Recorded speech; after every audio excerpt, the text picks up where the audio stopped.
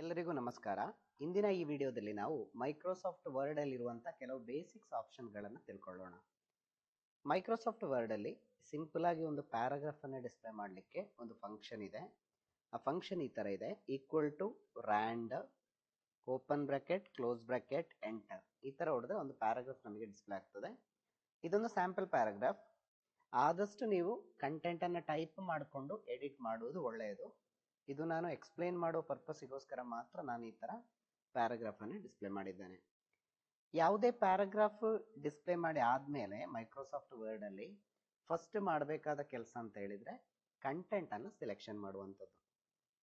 Content ಅನ್ನ selection ಮಾಡಲಿಕ್ಕೆ ನಮಗೆ ಎರಡು ಮೆಥಡ್ ಇದೆ ಇದರಲ್ಲಿ. ನೋಡಿ, ಒಂದು ನಿಮಗೆ ಈ ತರ ಸೆಲೆಕ್ಷನ್ ಮಾಡ್ಕೊಳ್ಬಹುದು. ಈ ತರ ಸೆಲೆಕ್ಷನ್ ಮಾಡುವಾಗ ಇಲ್ಲಿ ಯಾವ ತರ ಸೆಲೆಕ್ಷನ್ ಆಗ್ತದೆ ಅಂತ ಹೇಳಿದ್ರೆ ಎಲ್ಲವೂ ಲೈನ್ ಬೈ ಲೈನ್ ಸೆಲೆಕ್ಷನ್ ಆಗ್ತದೆ. ಒಂದೊಂದೇ ಲೈನ್ ಆಗಿ ನಮಗೆ ಕಂಟೆಂಟ್ ಗಳನ್ನ ಸೆಲೆಕ್ಷನ್ ಮಾಡ್ಲಿಕ್ಕೆ ಆಗ್ತದೆ. ಅದೇ ತರ ನಿಮಗೆ ಪರ್ಟಿಕ್ಯುಲರ್ ಪ್ಯಾರಾಗ್ರಾಫ್ ಸೆಲೆಕ್ಷನ್ ಆಗಬೇಕು ಅಂತ ಹೇಳಿದ್ರೆ ನಿಮಗೆ ಈ ತರ ಕೂಡ ಸೆಲೆಕ್ಷನ್ ಮಾಡ್ಕೊಳ್ಬಹುದು. ಈ ತರ ಸೆಲೆಕ್ಷನ್ ಮಾಡುವಾಗ ಬೆನಿಫಿಟ್ ಏನು ಅಂತ ಹೇಳಿದ್ರೆ ನಿಮಗೆ ಇಲ್ಲಿ ಒಂದು ಕ್ಯಾರೆಕ್ಟರ್ ಬೇಕಿದ್ರು ಸೆಲೆಕ್ಷನ್ ಮಾಡ್ಕೊಳ್ಬಹುದು ಅಥವಾ ಒಂದು ವರ್ಡ್ ಬೇಕಿದ್ರು ಸೆಲೆಕ್ಷನ್ ಮಾಡಬಹುದು. ಈ ತರ ಇಂಡಿವಿಜುವಲ್ ಕ್ಯಾರೆಕ್ಟರ್ ಕೂಡ ಸೆಲೆಕ್ಷನ್ ಮಾಡಲಿಕ್ಕೆ ಈ ಮೆಥಡ್ ಅಲ್ಲಿ ಆಗ್ತದೆ. ಮತ್ತೊಂದು ಆಪ್ಷನ್ ಇರುವಂತದ್ದು ಕೀಬೋರ್ಡ್ ಅಲ್ಲಿ ಕಂಟ್ರೋಲ್ ಪ್ರೆಸ್ ಮಾಡಿ ಎ ಹೊಡೆದ್ರೆ ಆಯ್ತು, ಎಲ್ಲವೂ ಸೆಲೆಕ್ಷನ್ ಆಗ್ತದೆ. ಅದು ಕಂಟ್ರೋಲ್ ಆಲ್. ಅಥವಾ ನಿಮಗೆ ಈ ತರ ಕ್ಲಿಕ್ ಮಾಡಿ ಹೇಳಿದ್ರು ಎಲ್ಲವೂ ಸೆಲೆಕ್ಷನ್ ಆಗ್ತದೆ. ಇನ್ನು ಸೆಲೆಕ್ಷನ್ ಮಾಡೋದು ಏಕೆ ಅಂತ ನೋಡುವ. ಸೆಲೆಕ್ಷನ್ ಮಾಡೋದು ಯಾಕೆ ಅಂತ ಹೇಳಿದ್ರೆ ಸೆಲೆಕ್ಷನ್ ಮಾಡಿದ್ರೆ ಮಾತ್ರ ನಮಗೆ ಈ ಮೈಕ್ರೋಸಾಫ್ಟ್ ವರ್ಡ್ ಅಲ್ಲಿರುವಂತಹ ಈ ಎಲ್ಲ ಆಪ್ಷನ್ಸ್ ಗಳನ್ನ ಕೊಡ್ಲಿಕ್ಕಾಗ್ತದೆ. ನೋಡಿ, ಈಗ ನಾನೊಂದು ಕಂಟೆಂಟ್ ಅನ್ನ ಸೆಲೆಕ್ಷನ್ ಮಾಡಿದೆ. ಈಗ ನನಗೆ ಈ ಕಂಟೆಂಟ್ ಅನ್ನ ಕಾಪಿ ಮಾಡ್ಕೊಳ್ಬಹುದು. ಕಾಪಿ ಅಂತ ಹೇಳಿದ್ರೆ ಇದರದೇ ಮತ್ತೊಂದು ಪ್ರಿಂಟ್ ಇಲ್ಲಿ ಬರ್ತದೆ. ನೋಡಿ, ಇಲ್ಲಿ ನಾನು ಒಂದ್ ಕಡೆ ಕರ್ಸರ್ ಇಟ್ಟಿದ್ದೇನೆ. ಈ ಕರ್ಸರ್ ಇಟ್ಟಲ್ಲಿ ನನಗೀಗ ಪೇಸ್ಟ್ ಅಂತ ಕೊಡ್ಬೋದು. ಸೇಮ್ ಮೇಲೆ ಇರುವ ಕಂಟೆಂಟ್ ಕೆಳಗಡೆ ಪೇಸ್ಟ್ ಆಯ್ತು. ಇದು ಕಾಪಿ ಪೇಸ್ಟ್. ಮತ್ತೊಂದು ಇದು ಕಂಟೆಂಟ್ ಇಲ್ಲಿ ಬೇಡ, ಇದನ್ನ ಇಲ್ಲಿ ತೆಗಿಬೇಕು ಅಂತ ಹೇಳಿ ಆದ್ರೆ ನೀವು ಇಲ್ಲಿ ಕಟ್ ಅಂತ ಹೇಳುವ ಆಪ್ಷನ್ ಅನ್ನು ಕೊಡ್ಬೋದು. ಕಟ್ ಅಂತ ಹೇಳಿ ನೀವೆಲ್ಲಿ ಕರ್ಸರ್ ಇಡ್ತೀರೋ ಅಲ್ಲಿಗೆ ಅಗೈನ್ ಅದನ್ನ ಪೇಸ್ಟ್ ಕೊಡಬಹುದು. ಈಗ ಮೇಲೆ ಇರುವ ಕಂಟೆಂಟ್ ಅಲ್ಲಿಂದ ಡಿಲೀಟ್ ಆಗಿ ಕೆಳಗಡೆ ಬಂದು ಪೇಸ್ಟ್ ಆಯ್ತು. ಇದು ಕಟ್, ಕಾಪಿ ಮತ್ತೆ ಪೇಸ್ಟ್ ಅಂತ ಹೇಳುವಂತ ಆಪ್ಷನ್. ಇನ್ನು ಮುಂದೆ ಬಂದ್ರೆ ಇಲ್ಲಿ ಎರಡು ಕೆಟಗರಿ ಇದೆ. ಒಂದು ಫಾಂಟ್ ಕೆಟಗರಿ, ಇಷ್ಟು ಆಪ್ಷನ್ ಇದೆ ಅದರಲ್ಲಿ. ಮತ್ತೊಂದು ಪ್ಯಾರಾಗ್ರಾಫ್ ಕೆಟಗರಿ. ಈಗ ಫಾಂಟ್ ಕೆಟಗರಿಯಲ್ಲಿರುವಂತ ಕೆಲವು ಆಪ್ಷನ್ಸ್ ಗಳನ್ನ ನೋಡುವ. ನೋಡಿ, ಫಾಂಟ್ ಕೆಟಗರಿಯಲ್ಲಿರುವ ಆಪ್ಷನ್ ಅಲ್ಲಿ ಮೊದಲನೆಯದು ಅಕ್ಷರದ ಸ್ಟೈಲ್ ಅನ್ನ ಚೇಂಜ್ ಮಾಡುವಂತದ್ದು. ನೋಡಿ, ಇದನ್ನ ಫಾಂಟ್ ಸ್ಟೈಲ್ ಅಂತ ಹೇಳ್ತೇವೆ. ಫಾಂಟ್ ಸ್ಟೈಲ್ ಯಾವುದೇ ತರದ ಹ್ಯಾಂಡ್ ರೈಟಿಂಗ್ ಸ್ಟೈಲ್ಸ್ ಅನ್ನ ನಿಮಗೆ ಈ ಡ್ರಾಪ್ ಡೌನ್ ಮೆನು ಅಲ್ಲಿ ಸೆಲೆಕ್ಷನ್ ಮಾಡ್ಕೊಳ್ಬಹುದು. ಇನ್ನು ಇದರ ಪಕ್ಕದಲ್ಲಿ ಬಂದ್ರೆ ಸೈಜ್ ಆಪ್ಷನ್ ಇದೆ. ನಿಮಗೆ ಈ ಸೈಜ್ ಸಣ್ಣದಾಯ್ತು ಅಂತ ಹೇಳಿದ್ರೆ ನಿಮಗೆ ಇನ್ಕ್ರೀಸ್ ಮಾಡಿಕೊಂಡು ಬೇಕಾದ ಸೈಜ್ ಅನ್ನ ಇದರಲ್ಲಿ ಕೊಡ್ಲಿಕ್ಕೆ ಆಪ್ಷನ್ ಇದೆ. ಅದೇ ತರ ಇಲ್ಲಿ ಪಕ್ಕದಲ್ಲಿ ಎರಡು ಆಪ್ಷನ್ ಇದೆ. ಒಂದು ಇನ್ಕ್ರೀಸ್, ಮತ್ತೊಂದು decrease. Increase font size and decrease font size. ಈಗ ಇದನ್ನು ಕ್ಲಿಕ್ ಮಾಡಿದ್ರೆ ಎರಡೆರಡೇ ಸ್ಟೆಪ್ಪಿನಾಗಿ ಫಾಂಟ್ ರೆಡ್ಯೂಸ್ ಆಗ್ತದೆ. ಇದನ್ನು ಕ್ಲಿಕ್ ಮಾಡಿದ್ರೆ ಎರಡು ಸ್ಟೆಪ್ಪಿನಾಗೆ ಫಾಂಟ್ ಇನ್ಕ್ರೀಸ್ ಆಗ್ತದೆ. ಸೊ ಇನ್ಕ್ರೀಸ್ ಡಿಕ್ರೀಸ್ ಎರಡೆರಡು ಕ್ಯಾರೆಕ್ಟರ್ ಮಾಡಬೇಕಿದ್ರೆ, ಎರಡೆರಡು ಪಾಯಿಂಟ್ ಮಾಡಬೇಕಿದ್ರೆ ನಿಮಗೆ ಈ ಎರಡು ಆಪ್ಷನ್ಸ್ ಗಳನ್ನ ಚೂಸ್ ಮಾಡ್ಕೊಳ್ಬಹುದು. ನಿಮಗೆ ಒಂದು ಪರ್ಟಿಕ್ಯುಲರ್ ಸೈಜ್ ಫಿಕ್ಸ್ಡ್ ಸೆಲೆಕ್ಷನ್ ಮಾಡಬೇಕಿದ್ರೆ ಈ ಆಪ್ಷನ್ ಅನ್ನ ಯೂಸ್ ಮಾಡ್ಕೊಳ್ಬಹುದು. ಇನ್ನು ಇದರ ಪಕ್ಕದಲ್ಲಿ ಬಂದ್ರೆ ಇಲ್ಲೊಂದು ಚೇಂಜ್ ಕೇಸ್ ಅಂತ ಒಂದು ಆಪ್ಷನ್ ಇದೆ. ಕಾಮನ್ ಆಗಿ ನಾವು ಬರೆಯುವಂತ ಟೆಕ್ಸ್ಟ್ಗಳು ಸೆಂಟೆನ್ಸ್ ಕೇಸ್ ಅಲ್ಲಿ ಇರ್ತವೆ. ಸೆಂಟೆನ್ಸ್ ಕೇಸ್ ಅಂತ ಹೇಳಿದ್ರೆ ಫಸ್ಟ್ ಕ್ಯಾರೆಕ್ಟರ್ ಕ್ಯಾಪಿಟಲ್ ಲೆಟರ್ ಅಲ್ಲಿ ಇರ್ತದೆ, ಉಳಿದೆಲ್ಲ ಕ್ಯಾರೆಕ್ಟರ್ಗಳು ಸ್ಮಾಲ್ ಲೆಟರ್ ಅಲ್ಲಿ ಇರ್ತದೆ. ಫುಲ್ ಸ್ಟಾಪ್ ಆಗಿ ನೆಕ್ಸ್ಟ್ ಬರುವಂತ ಫಸ್ಟ್ ಕ್ಯಾರೆಕ್ಟರ್ ಕ್ಯಾಪ್ಸ್ ಅಲ್ಲಿ ಇರ್ತದೆ. ನಾರ್ಮಲ್ ನಾವು ಬುಕ್ ಅಲ್ಲಿ ಬರೆಯುವಾಗ ಯಾವ ಮೆಥಡ್ ಯೂಸ್ ಮಾಡ್ತೇವೆಯೋ ಅದೇ ಮೆಥಡ್ ಅಲ್ಲಿ ಈ ಕಂಟೆಂಟ್ ಗಳು ಇರ್ತವೆ. ಇನ್ನು ಲೋವರ್ ಕೇಸ್ ಕ್ಲಿಕ್ ಮಾಡಿದ್ರೆ ಎಲ್ಲಾ ಅಕ್ಷರಗಳು ಕೂಡ ಸಣ್ಣ ಅಕ್ಷರದಲ್ಲಿ ಬರ್ತದೆ. ಇನ್ನು ಅಪ್ಪರ್ ಕೇಸ್ ಯೂಸ್ ಮಾಡಿದ್ರೆ ಎಲ್ಲವೂ ಕೂಡ ಇಂಗ್ಲಿಷಿನ ಕ್ಯಾಪಿಟಲ್ ಲೆಟರ್ಗೆ ಕನ್ವರ್ಟ್ ಆಗ್ತದೆ. ಹಾಗೆ ಇಲ್ಲಿ ಕ್ಯಾಪಿಟಲೈಸ್ ಈಚ್ ವರ್ಡ್ ಅಂತ ಇದೆ. ಎಲ್ಲ ವರ್ಡಿನ ಫಸ್ಟ್ ಕ್ಯಾರೆಕ್ಟರ್ ಕ್ಯಾಪ್ಸ್ ಅಲ್ಲಿ ಬರ್ತದೆ. ಇನ್ನು ಟಾಗಲ್ ಕೇಸ್ ಅಂತ ಮತ್ತೊಂದು ಆಪ್ಷನ್ ಇದೆ. ಫಸ್ಟ್ ಕ್ಯಾರೆಕ್ಟರ್ ಸ್ಮಾಲ್ ಅಲ್ಲಿ ಇರ್ತದೆ, ಉಳಿದದೆಲ್ಲ ಕ್ಯಾಪಿಟಲ್ ಲೆಟರ್ ಅಲ್ಲಿ ಇರ್ತದೆ. ಇದರಲ್ಲಿ ನಾವು ಕಾಮನ್ ಆಗಿ ಕೊಡುವಂತದ್ದು ಸೆಂಟೆನ್ಸ್ ಕೇಸ್. ಡಿಫಾಲ್ಟ್ ಆಗಿ ಸೆಂಟೆನ್ಸ್ ಕೇಸ್ ಅಲ್ಲೇ ಆ ಕಂಟೆಂಟ್ ಗಳು ಇರ್ತವೆ. ಇನ್ನು ಇಲ್ಲಿ ಕೆಳಗಡೆ ಬಂದ್ರೆ ಬೋಲ್ಡ್ ಅಂತ ಹೇಳಿ ಒಂದು ಆಪ್ಷನ್ ಇದೆ. ಟೆಕ್ಸ್ಟ್ ಅನ್ನ ಸೆಲೆಕ್ಷನ್ ಮಾಡಿ ಈ ಬೋಲ್ಡ್ ಅಂತ ಹೇಳುವುದನ್ನ ಕ್ಲಿಕ್ ಮಾಡಿದ್ರೆ ಟೆಕ್ಸ್ಟ್ ಗಳು ಸ್ವಲ್ಪ ದಪ್ಪ ಅಕ್ಷರದಲ್ಲಿ ಡಿಸ್ಪ್ಲೇ ಆಗ್ತದೆ.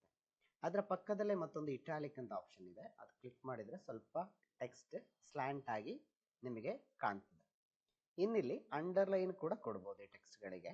ಅಂಡರ್ಲೈನ್ ಕೊಡುವಾಗ ನೋಡಿ ಇಲ್ಲಿ ಕೆಳಗಡೆ ಒಂದು ಅಂಡರ್ಲೈನ್ ಕ್ಲಿಕ್ ಮಾಡ್ಬೋದು. ಕ್ಲಿಕ್ ಮಾಡಿ ಆದಮೇಲೆ ನಿಮಗೆ ಯಾವ ಥರದ ಅಂಡರ್ಲೈನ್ ಬೇಕು ಆ ಥರದ ಅಂಡರ್ಲೈನನ್ನು ಇದರಲ್ಲಿ ಚೂಸ್ ಮಾಡ್ಕೊಳ್ಬೋದು.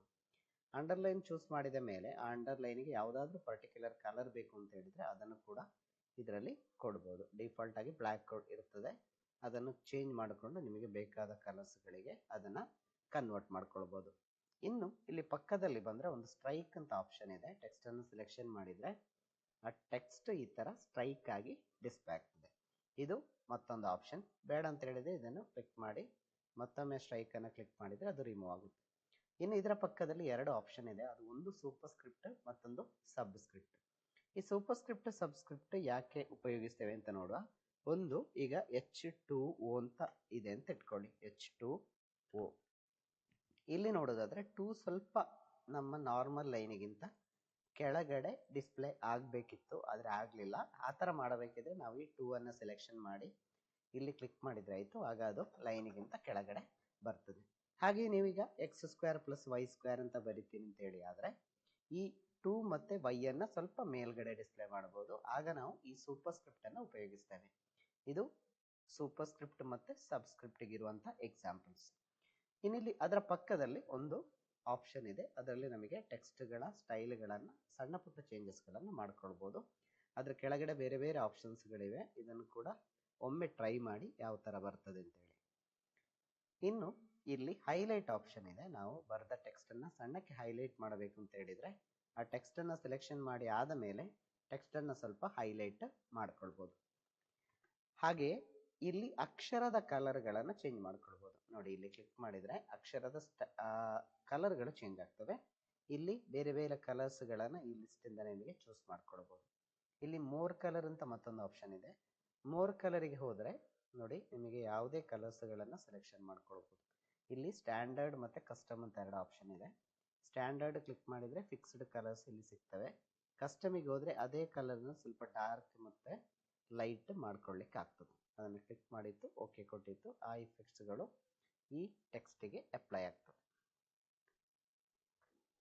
ಇದಿಷ್ಟು ನಮಗೆ ಈ ಫಾಂಟ್ ಮತ್ತು ಈ ಕ್ಲಿಪ್ಬೋರ್ಡ್ ಅಂಡರಲ್ಲಿರುವಂಥ ಆಪ್ಷನ್ಗಳು. ಈಗ ನಾವು ಪ್ಯಾರಾಗ್ರಾಫಿನ ಅಂಡರಲ್ಲಿರುವಂಥ ಕೆಲವು ಆಪ್ಷನ್ಸ್ಗಳನ್ನು ನೋಡ್ಕೊಳ್ಳುವ. ನೋಡಿ ಪ್ಯಾರಾಗ್ರಾಫ್ ಅಂಡರಲ್ಲಿ ಇಲ್ಲಿ ಮೇಲ್ಗಡೆ ಎರಡು ಆಪ್ಷನ್ಸ್ಗಳು ಕಾಣ್ತವೆ. ಒಂದು ಬುಲೆಟ್ ಮಾರ್ಕ್ ಅಂತ ಹೇಳ್ತೇವೆ, ಮತ್ತೊಂದು ನಂಬರಿಂಗ್ ಅಂತ ಹೇಳ್ತೇವೆ. ನಾವು ಕಾಮನ್ ಆಗಿ ಬರೆಯುವಾಗ ನಾವು ಎರಡು ಥರದ ಲಿಸ್ಟ್ಗಳನ್ನು ಉಪಯೋಗಿಸ್ತೇವೆ. ಒಂದು ಆರ್ಡರ್ಡ್ ಲಿಸ್ಟ್, ಮತ್ತೊಂದು ಅನ್ಆರ್ಡರ್ಡ್ ಲಿಸ್ಟ್. ಈಗ ಆರ್ಡರ್ಡ್ ಲಿಸ್ಟ್ ಅಂತ ಹೇಳಿದರೆ ಅದು ಆರ್ಡರ್ಡ್ ಆಗಿರ್ತದೆ, 1 2 3 ಆ ಥರ ಆರ್ಡರ್ ಆಗಿರ್ತದೆ. ಅನ್ಆರ್ಡರ್ಡ್ ಲಿಸ್ಟ್ ಅಂತ ಹೇಳಿದರೆ ಅದಕ್ಕೆ ಯಾವುದೇ ಆರ್ಡರ್ ಇರೋದಿಲ್ಲ. ಆರ್ಡರ್ ಇಲ್ಲದ ಲಿಸ್ಟ್ಗಳನ್ನು ನಾವು ಬುಲೆಟ್ ಮಾರ್ಕ್ ಉಪಯೋಗಿಸಿಕೊಂಡು ಲಿಸ್ಟ್ ಮಾಡ್ತೇವೆ.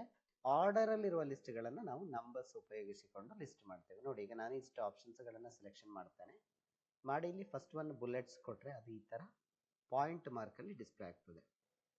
ಇನ್ನಿಲ್ಲಿ ಡೌನ್ ಆ್ಯರೋ ಮಾರ್ಕ್ ಕ್ಲಿಕ್ ಮಾಡಿದರೆ ಇಲ್ಲಿ ನಿಮಗೆ ಬೇರೆ ಬೇರೆ ಥರದ ಆಪ್ಷನ್ಸ್ಗಳು ಅವೈಲೇಬಲ್ ಇದೆ. ಇಲ್ಲಿರೋ ಆಪ್ಷನ್ಸ್ಗಳಲ್ಲದೆ ನಿಮಗೆ ಡಿಫೈನ್ ನ್ಯೂ ಬುಲೆಟ್ ಕೊಟ್ಟರೆ ಅಲ್ಲಿ ಸಿಂಬಲ್ಸ್ ಸಿಗೋದ್ರೆ ಇಲ್ಲಿ ಬೇರೆ ಬೇರೆ ಥರದ ಸಿಂಬಲ್ಸ್ ಕೂಡ ನಿಮಗೆ ಸಿಗ್ತದೆ. ಈ ಸಿಂಬಲ್ಸ್ ನೋಡಿ ಇಲ್ಲಿ ಬೇರೆ ಬೇರೆ ಸಿಂಬಲ್ಸ್ ಸಿಗ್ತವೆ. ನಿಮಗೆ ಯಾವ ಸಿಂಬಲ್ ಬೇಕೋ ಅದನ್ನು ಚೂಸ್ ಮಾಡಿಕೊಂಡು ಓಕೆ ಕೊಟ್ಟರೆ ಅದು ಕೂಡ ಇಲ್ಲಿಗೆ ಅಪ್ಲೈ ಆಗ್ತದೆ. ಹೀಗೆ ಇದು ಬುಲೆಟ್ ಮಾರ್ಕ್. ಅದರ ಪಕ್ಕದಲ್ಲಿ ನಂಬರಿಂಗ್. ಈಗ ಇದು ಅನ್ಆರ್ಡರ್ಡ್ ಲಿಸ್ಟ್. ಇದನ್ನೀಗ ಆರ್ಡರ್ಡ್ ಲಿಸ್ಟ್ ಮಾಡಬೇಕಿದ್ರೆ ಈ ನಂಬರಿಂಗ್ ಕ್ಲಿಕ್ ಮಾಡಿದರೆ ಆಯಿತು. ಅದು 1 2 3 4 5 6 ಆ ಥರ ಆರ್ಡ್ರಲ್ಲಿ ಡಿಸ್ಪ್ಲೇ ಆಗ್ತದೆ. ಈ ಆರ್ಡರ್ಡ್ ಲಿಸ್ಟಲ್ಲಿ ಮತ್ತು ಸಬ್ ಆಪ್ಷನ್ಸ್ ಇದೆ. ನೋಡಿ ಇಲ್ಲಿ ಇದನ್ನು 1 ಬ್ರಾಕೆಟ್ ಬಂದದ್ದು ಚೂಸ್ ಮಾಡ್ಕೊಳ್ಬೋದು. ಅದೇ ಥರ ರೋಮನ್ ಕ್ಯಾರೆಕ್ಟರ್ ಕೂಡ ಸೆಲೆಕ್ಷನ್ ಮಾಡ್ಬೋದು, ಅಥವಾ ABC ಕೂಡ ಸೆಲೆಕ್ಷನ್ ಮಾಡ್ಬೋದು. ಇದರಲ್ಲಿ ಯಾವುದು ಬೇಕಿದ್ರೂ ಸೆಲೆಕ್ಷನ್ ಮಾಡ್ಕೊಳ್ಬೋದು. ಇನ್ನು ಇದರ ಪಕ್ಕದಲ್ಲಿ ಬಂದರೆ ಇಲ್ಲಿ ಎರಡು ಆಪ್ಷನ್ ಇದೆ. ಈ ಎರಡು ಆಪ್ಷನ್ ಒಂದು ಡಿಕ್ರೀಸ್ ಇಂಡೆಂಟ್, ಮತ್ತೊಂದು ಇನ್ಕ್ರೀಸ್ ಇಂಡೆಂಟ್ ಅಂತ ಇದೆ. ನೋಡಿ ಇದು ಡಿಕ್ರೀಸ್ ಇನ್ಕ್ರೀಸ್ ಅಂದರೆ ಯಾವ ಥರ ಅಂತ ನೋಡುವ. ನೋಡಿ ಈಗ ಇದು ನಂಬರ್ 1 ಪಾಯಿಂಟ್. ಈ ಒಂದು ಪಾಯಿಂಟಿನ ಅಂಡರಲ್ಲಿ ಎರಡು ಸಬ್ ಪಾಯಿಂಟ್ ಇದೆ ಅಂತ ತಿಳ್ಕೊಳ್ಳಿ. ಈಗ ನಾನು ಇದೆರಡನ್ನು ಈ ಮೇನ್ ಪಾಯಿಂಟನ್ನು ಸಬ್ ಪಾಯಿಂಟ್ ಆಗಿ ಡಿಸ್ಪ್ಲೇ ಮಾಡ್ತೇನೆ. ಆಗ ನಾನು ಈ ಇಂಡೆಂಟನ್ನು ಸ್ವಲ್ಪ ಇನ್ಕ್ರೀಸ್ ಮಾಡಿದರೆ ಅದು ಸ್ವಲ್ಪ ಪಕ್ಕಕ್ಕೆ ಮೂವ್ ಆಗಿ ಇದರ ಸಬ್ ಪಾಯಿಂಟಿನಾಗಿ ಡಿಸ್ಪ್ಲೇ ಆಗ್ತದೆ. ಬೇಕಿದ್ರೆ ಇದನ್ನು ಆರ್ಡರ್ ಲಿಸ್ಟ್ ಮಾಡ್ಕೊಳ್ಬೋದು. ಇದನ್ನು ABCD ಮಾಡ್ಕೊಳ್ತೀನಿ ಅಂತೇಳಿ ಆದರೆ ಈ ಥರ ABCD ಆಗಿ ಡಿಸ್ಪ್ಲೇ ಮಾಡ್ಕೊಳ್ಬೋದು. ಇದು ಇನ್ಕ್ರೀಸ್ ಮತ್ತು ಡಿಕ್ರೀಸ್. ಡಿಕ್ರೀಸ್ ಅಂದರೆ ಅದರ ರಿವರ್ಸ್. ಇದನ್ನು ಕ್ಲಿಕ್ ಮಾಡಿದರೆ ಅದು ರಿವರ್ಸ್ ಆಗಿ ಡಿಸ್ಪ್ಲೇ ಆಗ್ತದೆ.